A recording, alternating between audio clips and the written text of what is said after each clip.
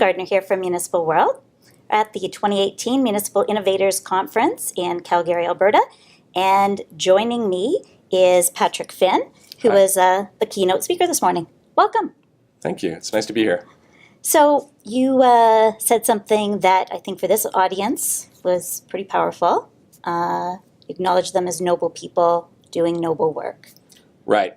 So, and noble is a fairly specific choice. It sounds like a fairly elevated word. But the reality is that working to serve one's fellow citizens is the most noble thing we can do. So throughout history, in all different philosophical systems, religious systems, etc., to do that work was seen as the highest good.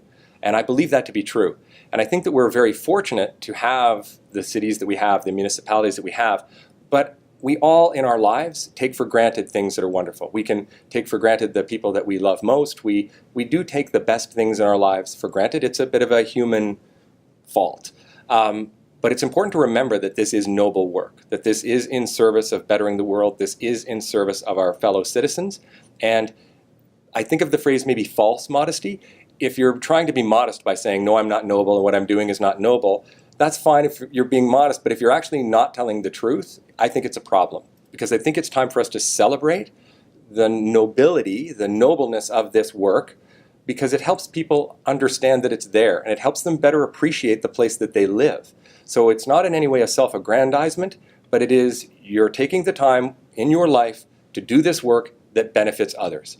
That is, by definition, noble. But I did tell the group as well, I understand that they will not believe me, because it is very difficult, it seems, for people to understand or to take in good information about themselves and their work.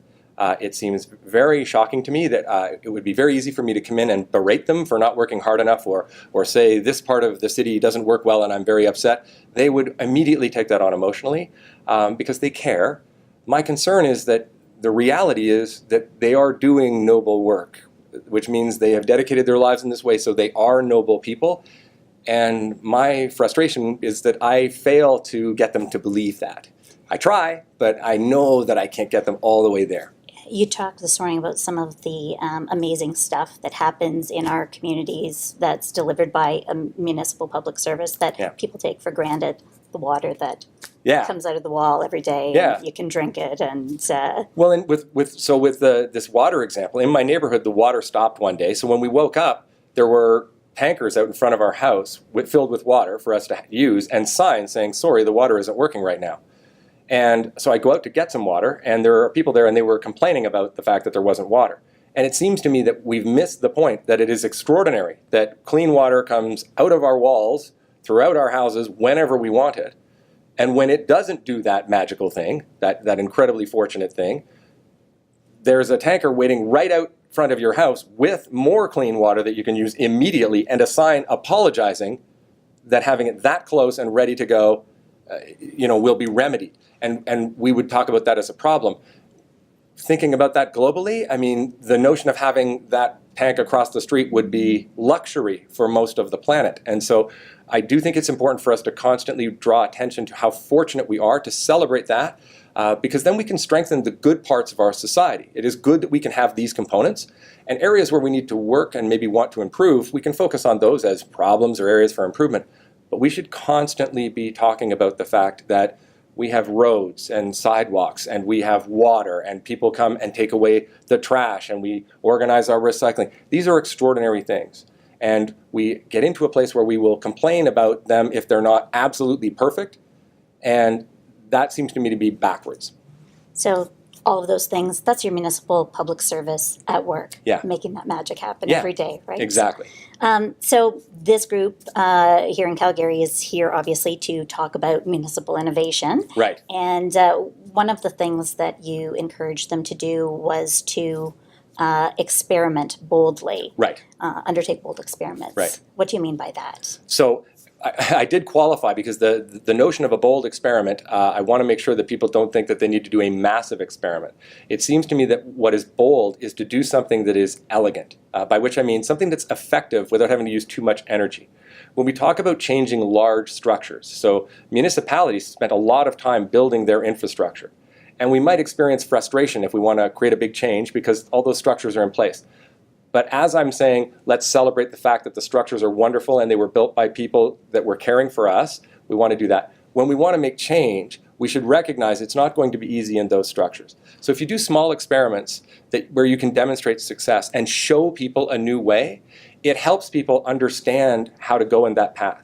People inside of municipalities understand the issues that need to be addressed, but trying to convince people out in the public, that's complicated. And trying to change systems, that's not very effective. So small experiments where you can demonstrate success, we see it and then we say, oh, we should do that as well. And so I think that's why bold experimentation is incredibly important. And also a conference like this where people are able to share, right? So if I do a bold experiment and then I share it with you and you can say, oh, wow, parts of that would work in my municipality, that's an extraordinary way to do this. And I believe it's the most important work we can be doing, because if you look large scale, people are frustrated with federal politics. People are frustrated with the larger scale stuff. Municipalities are the places where people still have high levels of trust in politicians and public officials. And so those are the areas where we're going to be able to find ways to transition into the 21st century and the new world, doing those experiments, et cetera. That's what's going to build our society of the future, not a policy that comes from the top. It's going to be all of these experiments that are put together by municipalities and all of these people working together to refine, in a sense, all of this infrastructure that took generations to build. That's where it's all going to come from. So I think it's incredibly exciting. You also had a bit of a warning around the question of, when we want to innovate, we always ask ourselves, how can we do this better? Right. Right. And the question is, what if you're already good? Yeah. This is a huge one. And so I call this the Sirena, and I've named it after Serena Williams. So a famous athlete, someone who is the best there's ever been in her sport. And so the question is, we often talk about how can we improve. So you go anywhere, you have some kind of a service, and then they'll give you a survey or they'll ask you, how can we improve? Well, that question works really well when you're beginning. So if you're first starting out in your career, or if your unit is first starting out, you're just learning, so you want to know how to improve. But if you're already doing really good work, you have to change. So Sirena doesn't have to ask, how do I get better? Sirena has to ask, how do I maintain this excellence? So the notion is, you work to get to the top of the mountain, which is very hard. It's much harder to stay on the top of the mountain. And the things that got you there will not keep you there. So it begins to become a kind of a conversation around refinement and keeping people keeping yourself healthy and all these types of components. It's a different conversation. And so what happens is, if we're doing a great job and we constantly keep trying to improve that, we actually get worse. We end up going the other direction. And so once again, it's because we are humble, which is good. We don't want to say, well, actually, this is really excellent. Yeah. But if it is, we need to be honest with that and say, this is working very well. How do we continue to have it work very well? So your conversation might change to not what someone right now is telling you should do to improve, but to say, okay, if this is working very well, what's that look like 25 years from now? Because then it can be that we're going to start to think about, how do we stay here across 25 years? Because in this area, we're doing very good work. This is not going to be every area of your life or your workplace, but we should consider that there are times when an area is doing so well that additional effort into that area will actually make things worse. Okay, so there is a bit of a pitfall to continuous improvement, you might say. If you don't need to improve. If you don't need to. And so again, I would just point to that athletics notion. Yeah. So Sirena gets to where she gets. If she works out harder, her body will break down. If she continues to do the same type of practice, it will break down. When you work on performance with peak performers, it is never about getting them to work harder or work more. It is always about getting them to focus on nutrition, rest, self-care, etc. So it's the same for large-scale systems. If you think that you constantly have to improve when in fact you're already in a place of excellence, that's a pathological notion, and the problem can be that you head the other direction. And so we just want to be aware of it, because we all do this. We all want to improve, and Sirena, has the benefit of a coach says, no, don't lift more weights now. Just you're there. You're good enough. Right? And so I do think it's part of the conversation that we need. It is difficult not to do that because, again, we haven't been taking the time to say we are incredibly fortunate that the water is good and that we have such a great water system in our city and that we have all of those things. If we don't take the time to celebrate them, it's harder for us to say, this is really working very well. And I mean, it will work well, I think, at this conference, because what happens is you have different groups from different municipalities. They're here. They're going to see parts of our city.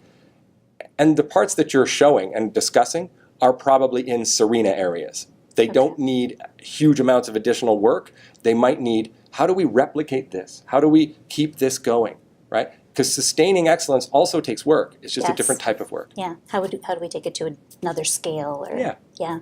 What lessons can be learned from in another area, et cetera. Yeah. Okay. Well, those are great insights. Thank you so much for joining us here. It's been a pleasure chatting with you. Thanks so much. I'm Susan Gardner for Municipal World. We share your story.